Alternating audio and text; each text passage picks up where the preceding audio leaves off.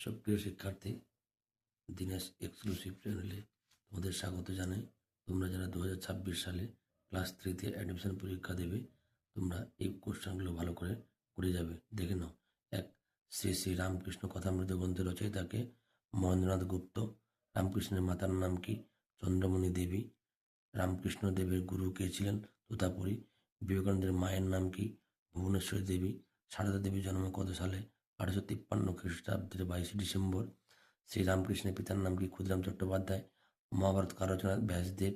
শ্রীমদ্ ভাগবত গীতায় কটি অধ্যায় আছে? 18টি। রবীন্দ্রনাথ ভগিনী কি আখ্যা দিয়েছিল? লোকমাতা। বিবেকানন্দের দিদির নাম কি? স্বর্ণময়ী দেবী। রামকৃষ্ণদেব কোথায় মারা যান? কাশীপুর উদ্যানবাটিতে। স্বামী ব্রহ্মানন্দের প্রকৃত নাম কি? রাখালচন্দ্র ঘোষ। ভগিনীবিদ্যা কোন দেশে জন্মেছিলেন? আয়ারল্যান্ড।